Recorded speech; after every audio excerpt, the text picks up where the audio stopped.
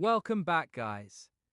Today we are going to take over the story, The Pedestrian, by Ray Bradbury, to enter out into that silence that was the city at 8 o'clock of a misty evening in November, to put your feet upon that buckling concrete walk, to step over grassy seams and make your way, hands in pockets, through the silences.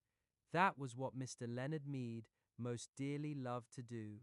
He would stand upon the corner of an intersection and peer down long moonlit avenues of sidewalk in four directions, deciding which way to go, but it really made no difference.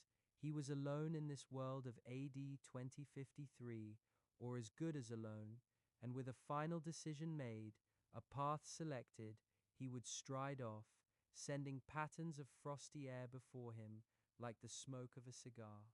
Sometimes he would walk for hours and miles and return only at midnight to his house. And on his way he would see the cottages and homes with their dark windows, and it was not unequal to walking through a graveyard where only the faintest glimmers of firefly light appeared in flickers behind the windows. Sudden grey phantoms seemed to manifest upon inner room walls where a curtain was still undrawn against the night, or there were whisperings and murmurs where a window in a tomb-like building was still open. Mr. Leonard Mead would pause, cock his head, listen, look, and march on, his feet making no noise on the lumpy walk. For long ago he had wisely changed to sneakers when strolling at night, because the dogs in intermittent squads would parallel his journey with barkings if he wore hard heels, and lights might click on and faces appear, and an entire street be startled by the passing of a lone figure, himself, in the early November evening. On this particular evening he began his journey in a westerly direction toward the hidden sea. There was a good crystal frost in the air. It cut the nose and made the lungs blaze like a Christmas tree inside.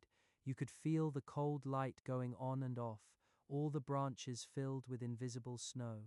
He listened to the faint push of his soft shoes through autumn leaves with satisfaction, and whistled a cold, quiet whistle between his teeth, occasionally picking up a leaf as he passed, examining its skeletal pattern in the infrequent lamplights as he went on, smelling its rusty smell. "Hello in there," he whispered to every house on every side as he moved.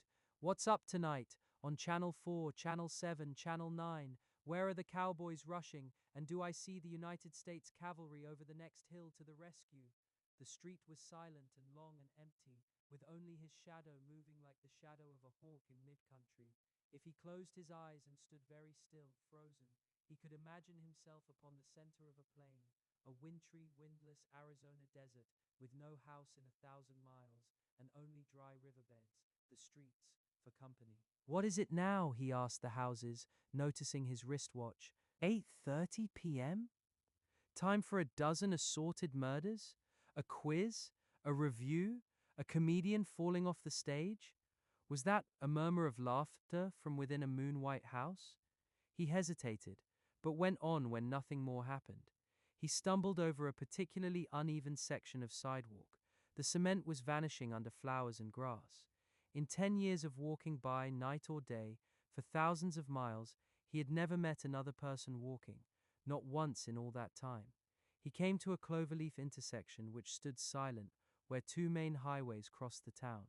During the day it was a thunderous surge of cars, the gas stations open, a great insect rustling, and a ceaseless jockeying for position as the scarab beetles, a faint incense puttering from their exhausts, skimmed homeward to the far directions. But now these highways, too, were like streams in a dry season, all stone and bed and moon radiance. He turned back on a side street, circling around toward his home. He was within a block of his destination when the lone car turned a corner quite suddenly and flashed a fierce white cone of light upon him. He stood entranced, not unlike a night moth, stunned by the illumination, and then drawn toward it. A metallic voice called to him, "Stand still, stay where you are, don't move." He halted. "Put up your hands." "But," he said, "your hands up, or we'll shoot." The police, of course, but what a rare, incredible thing. In a city of 3 million, there was only one police car left, wasn't that correct?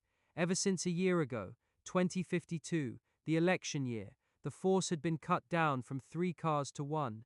Crime was ebbing. There was no need now for the police, save for this one lone car wandering and wandering the empty streets. "Your name?" said the police car in a metallic whisper. He couldn't see the men in it for the bright light in his eyes. "Leonard Mead," he said. "Speak up. Leonard Mead. Business or profession? I guess you'd call me a writer." "No profession," said the police car, as if talking to itself. The light held him fixed, like a museum specimen, needle thrust through chest. "You might say that," said Mr. Mead. He hadn't written in years. Magazines and books didn't sell anymore. Everything went on in the tomb-like houses at night now, he thought, continuing his fancy.